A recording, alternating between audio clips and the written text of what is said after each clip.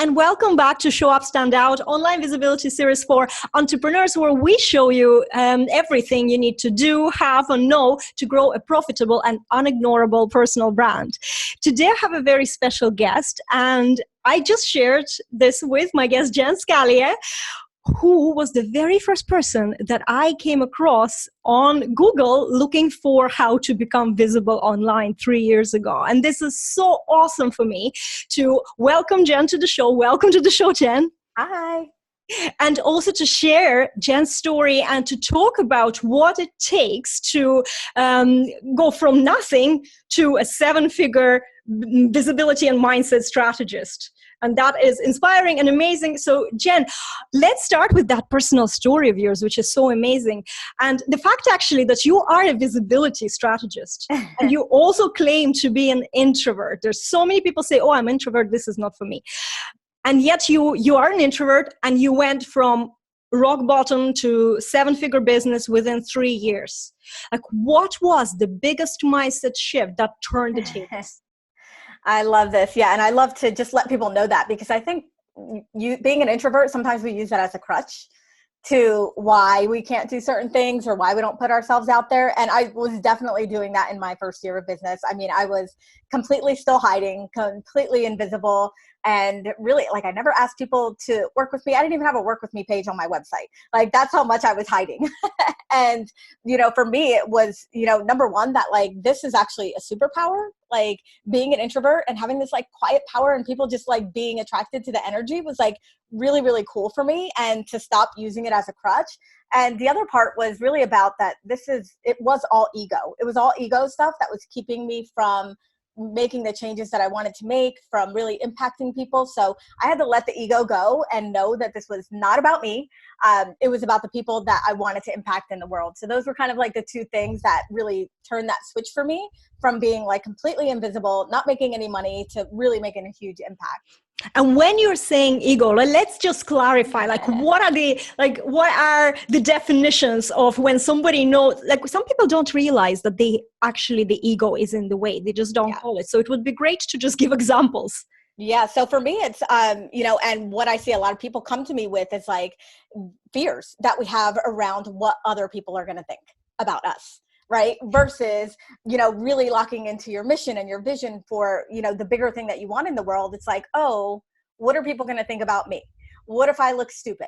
What if so-and-so says something to me? What if they think I'm a fraud? So it's all this stuff about us. Right. And, for me, like I said, it was that switch of like, wait a minute, this actually isn't about me. It is about the people that I was put on this earth to impact. Like, I've been given this gift, and I need to own it and stop getting myself and my own worries and what are people going to think of me out of the way, so that I can really do what I need to do here. And what was your first sort of act of empowerment when you actually started letting people know that they can do business with you? Really interesting. So if I think back, I remember making like my first video, and video was like, oh gosh, like as soon as people were like, you have to make video, I like froze. I was like, oh my gosh, no way. And, now I can do it with ease and very easily. But, that was definitely the first thing for me, is like getting over that fear of video and being able to just say like, I can help you and I understand where you're coming from. And, I have these skills and let's work together. So, definitely the video thing. And also just not being afraid to tell people that I had offers to actually sell. That was also a huge, fear of mine. And a lot of people that I come across, like, they just have all these mindset blocks around selling and making offers. And that was, for me to get over that, was where a lot of the money came in my business, obviously.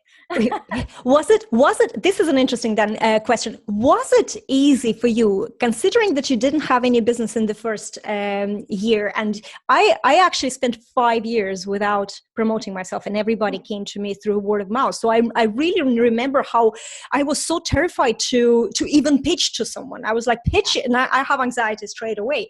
So how did you overcome that? Was it difficult for you? Did you reach out to people, or before it kind of all took off, or did you take more like an attraction marketing approach? What was working for you?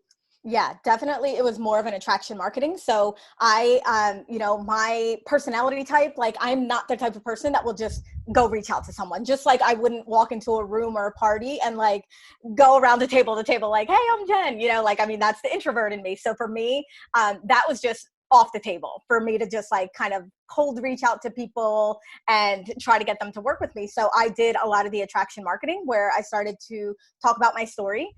People really started to resonate with my story. What I did was I picked 3 things that I was like, okay, what can people connect with me on? And like every post that I created or every video or every live stream, it was like, how can I relate this back to my business and really just lock in on what I call these connection points with my audience. So being an introvert was definitely one of them because that was where a lot of people were getting tripped up. So me being an introvert, me being a single mom, me just going through a divorce. So those were like where people were actually starting to see me as more of a person versus like some guru or, this untouchable coach, right? So it was really more on a personal level that people started to be attracted to what I was doing. It's very interesting, isn't it, that everybody thinks that you have to really show up as an expert, as a professor, and always like come out with just the businessy stuff. But it's that real stuff that assures people who come to work with us that we are the real people as well. We will hold their hand. We will tell them sometimes tough love, and sometimes, we'll tell them that it's okay to feel like this, and it's okay to, so we will be there. And that's the only way, as you said, this creating that connection. And some people can say, and this is a conversation I have with my husband sometimes, he says, this is not business. You can't be talking about, your holidays when you... And I'm saying, no, you can. If you bring it back, if you make a point and you bring it back into the business of visibility or things like that. Another thing I have to mention about you that even I remember very clearly 3 years ago when I came across you, you are showing up in your photography and everything. The image is real bold. Yes. So how did you, like, was it something that you've always had inside and you just embraced it? Or because, a lot of people say I'm an introvert, but actually it has to do with shyness, which is a little different thing. Yes. So how did you find your visual image? Yeah, I mean, that's just who I am. And that's what, that's what people really love is because they're like, when I meet you in real person or I meet you at an event, like you're the same person that you are online. It's not like some fake persona that I've created, like the way that I dress in my photos, with my hair color is always changing. I like have the leather jackets on and the jeans, like that's just how I dress, it's not. And that's why I wanted to come across. I actually remember telling my branding person, like the girl that was doing my photos, just letting her know, like, I want to come off as like an approachable badass because I know I was a badass, but I was like, I still want people to like, I don't want people to be intimidated by me. I still want them to be able to feel like, hey, she's really cool. Like I want to talk to her, so.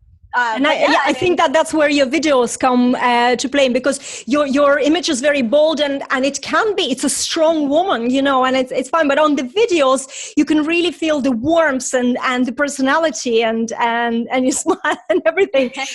So, it really just shows that you can't really choose. I know a lot of people shy away from video. And yes, it is scary, as you said in the beginning, very scary.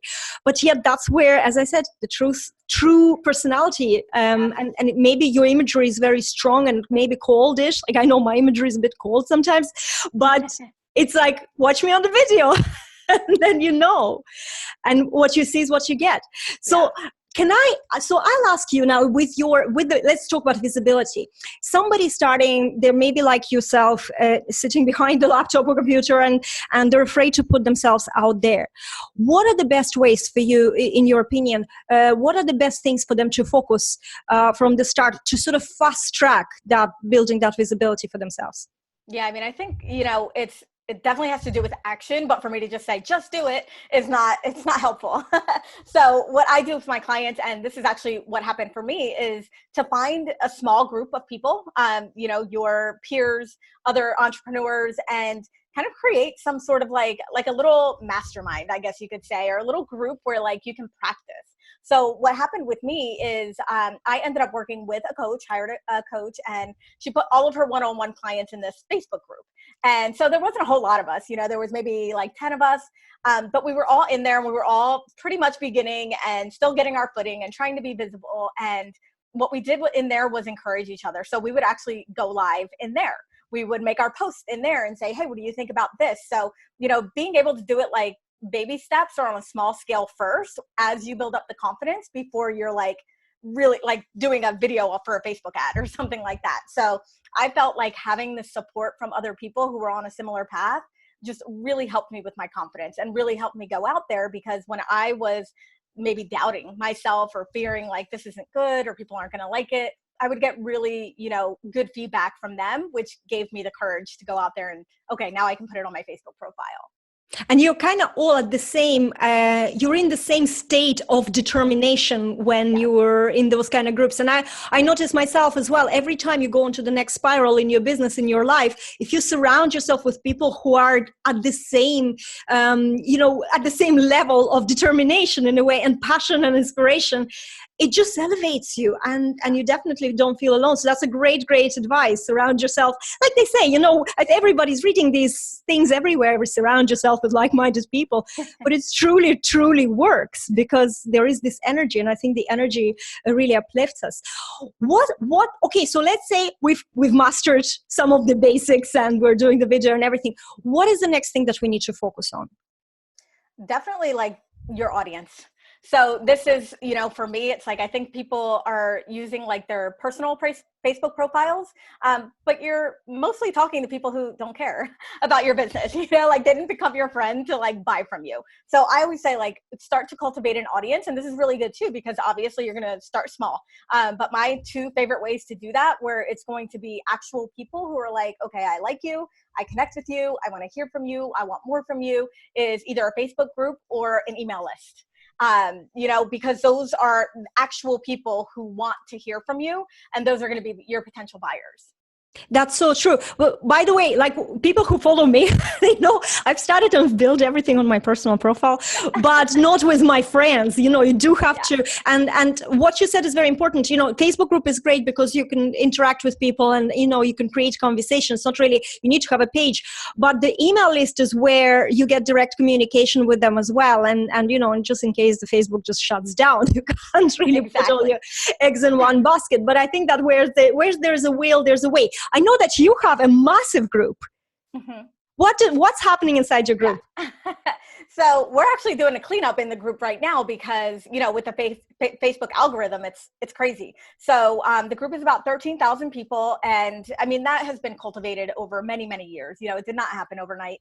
In there, I share mindset and marketing strategies for visibility, and it's all kinds of stuff. So I love the Facebook group too, because for me, it's market research. I can post a poll in there and ask people what they're struggling with, or, what's their number one challenge with visibility, or what's their number one challenge with mindset.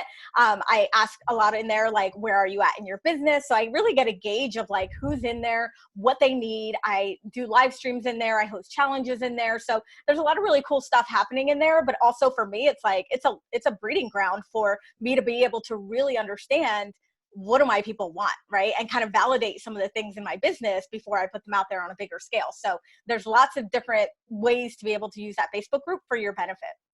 That's amazing. And actually, while we're talking about, showing up, and you mentioned, that you went the attraction marketing route.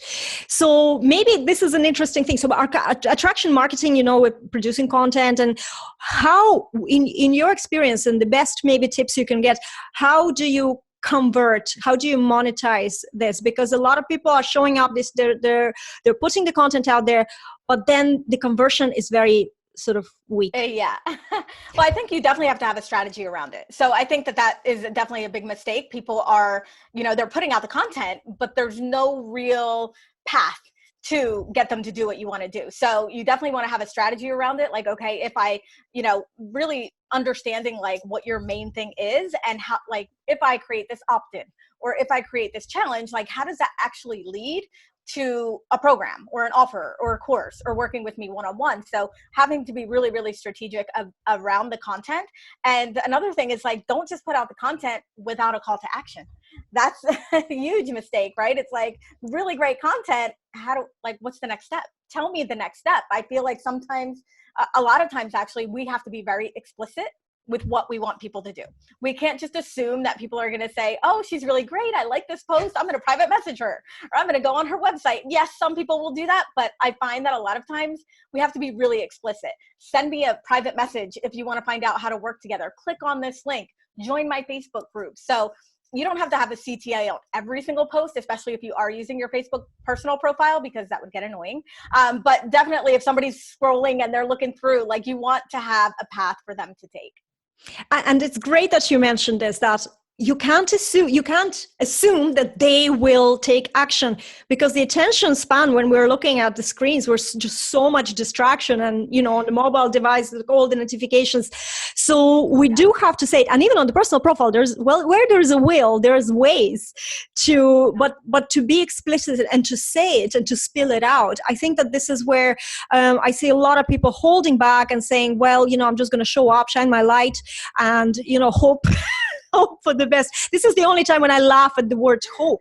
Yeah, I love the word, but you have to use it in the right context. And if I'm sure that if you were showing up, but you were not using the call to action and actually telling people that, do this if you want to find out more, do this.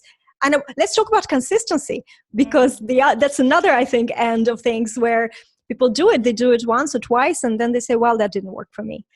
Yes. And just like you said, like it's context too. So it's consistency, but it's also context, right? So the amount of information and the amount of things that people are seeing on a daily basis, scrolling through Instagram, scrolling through their Facebook feed, it's insane, right? So most of the time, your stuff is not being seen. We think in our head like, oh, if I make this post, 100% of people are going to see it and they're not going to like it, so that's why. So consistency, but also do it more than once, so if you put out a call to action for your one-on-one and maybe you don't get any bites for, right off the bat, do it again, do an Instagram story, like talk about it multiple times, because at some point, like, you're going to hit the right people. And just with one post, if you gauge everything on that one post, your ideal client may not have even seen it. Like, maybe she was not on Facebook at that point of time, or the algorithm was like, oh, we're not going to show it today, for whatever that is. And so it's got to be consistency and repetition, but also context. So for me, it's like, don't just always put a call to action. So you want to have context around your calls to action and context around your offers. Like, oh, okay, so I really like this person. They're cool. I'm watching them on a live stream. They gave me really great value. Oh, this post is talking about their life, and it's a picture of her and her husband, or her and her son, so you want to, because if somebody's going to go to your page and maybe scroll a little bit to kind of see, okay, what's this person all about? You want them to have context. You don't want to just see a bunch of posts where somebody's like, buy my thing, buy my thing, buy my thing, buy my thing, because then that comes across as kind of desperate too. It's like at any party, right? I always say, but it's a party. So we don't like people who sell, and we don't like professors who bore us to death. I know for a fact I connect to people, and I will connect to people, or I even accept friend requests because I see a picture of their dog or something and I'm like, for this dog, I am going to accept this friend request, even though I don't know your intention. But it's like we connect as humans.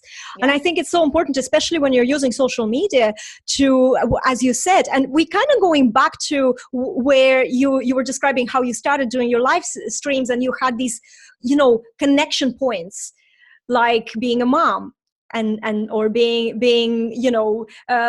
what was the other one about relationships as well.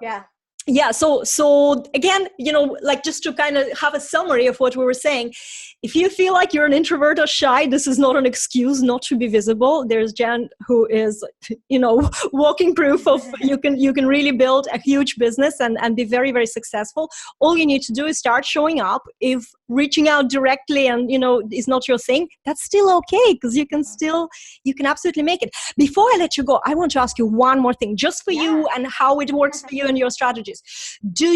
We mentioned about consistency and a plan for the content. Do you like planning your content all in advance and writing it all out, or would you allow yourself spontaneity? Oh, it's always fun. It's always spontaneity. Always. I talk about this all the time too, because I know people batch, and I know people, they'll buy like 365 content prompts, and I'm like, no, don't do that. Because for me, it's about the energy. And when I'm writing a post or I'm in the moment and I really want to share something, like I've got to get it out there then. You know, I find that the couple times that I was like, oh, maybe it's a smart idea for me to maybe pre-plan some of my posts or pre-plan some of my newsletters. And it just doesn't go out with the same energy as if I did it in the moment or, you know, whatever is happening for me right now. Because especially I would say, like, we're always changing, shifting, and evolving as people who are in the personal development world, who are change makers. Like, we're always growing. We have mentors, we go to trainings, we go to conferences, and so is your business, right? So if I planned out a year's worth of content, like, I don't even know where I'm going to be 2 months from now or 3 months from now. Like, I might have a completely different viewpoint on something or perspective that if I share it, you know, something that I created 6 months ago, it might not be in alignment with what's happening for me right now. So I always do it on the fly.